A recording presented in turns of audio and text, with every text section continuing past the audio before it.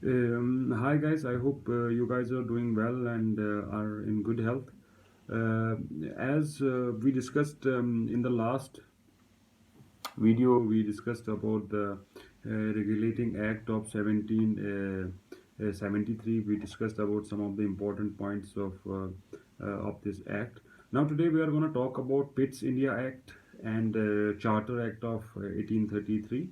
So we'll as we did in the previous video that we talked about some of the important points. We will also talk about some of the important points. Rather, we will mention some of the important points that you guys need to remember while going for competitive exams or while preparing for your academics.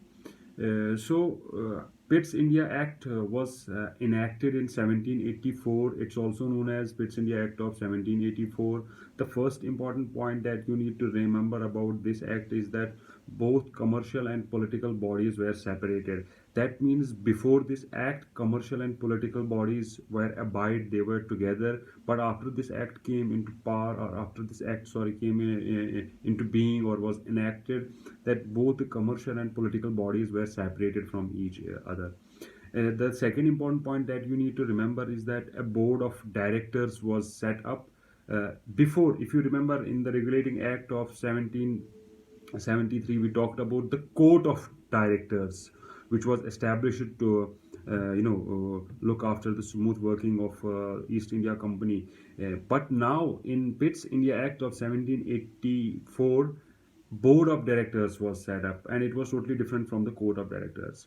And the third important point that you need to remember in this act is that for the first time, British possession in India, remember, British possession in India term was used. Before this, before in other acts, or never before had this term been used, but for the first time this term British possession in India term was used. So three important points that you need to remember in Pitt's India Act of 1784 is that both commercial and political bodies were separated from each other. The second is that board of directors was set up, and the third is that for the first time British possession in India, uh, the term British possession in India was used. The second act that we are going to talk about is the Charter Act of 1883. So remember, Charter Act of 1833. I beg your pardon, 1833. So important points of this act, or this Charter Act is I will talk about it, and you need to remember and comprehend these points. The first important point is that Governor General of Bengal, that was, governor, if you remember, in the Regulating Act of 1733, we talked about 1773, we talked about that the governor became the Governor General of Bengal. But by this act, that is the Charter Act of 1833, the Governor General of Bengal became the Governor General of India. So Governor General of Bengal became for the first time Governor General of India. Important point to remember. And who was he? He was William Bentinck, Lord William Bentinck. The second important point is that Governor General of India was given both military and civil powers. So this point also you need to remember, that the Governor General of India now possessed both military and civil powers. The third important point that you need to remember is that governors of Madras and Mumbai were deprived of legislative powers. As we discussed in the first act, that the governor generals of Mumbai and Madras had less powers. Now they were totally deprived of their legislative powers. The fourth important point that you need to remember is that East India Company as a commercial body was established. This thing you need to keep in mind, that before this act came into being, East India Company was had the image of a commercial body, or it was actually a commercial body. But now that thing was abolished. East India Company no longer remained a commercial body.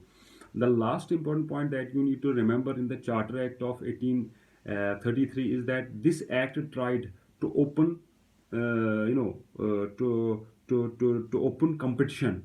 The exams that we are seeing in India right now, or in the contemporary times, is that the civil services examinations, by this act, these competition was put forward, but somehow they failed to enact it. So when we'll talk about the other act, in that act we will see that the open competition exam system was enacted. But in this act actually tried to put forward this, open competition system. So, five important points to remember in the Charter Act of 1833. First one, Governor General of Bengal became Governor General of India, and it was Lord William Bentinck for the first time who became the Governor General of India. The second important point is that Governor General of India was given both military and civil powers. The third important point that you guys need to remember is that Governor of Madras and Bombay were deprived of legislative powers. The fourth important point that you guys need to remember is that East India Company as a commercial body was abolished.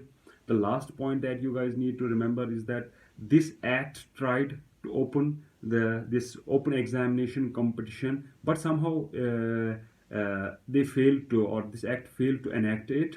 So this the exams, the UPSC, Union Public Service Commission, and State Public Service Commission exams actually the idea of these exams was put forward in this act, the act, Charter Act of 1833. So I hope you guys have at least tried to comprehend, or tried to at least you will try to remember some points that I mentioned in this video. I hope you guys like the video.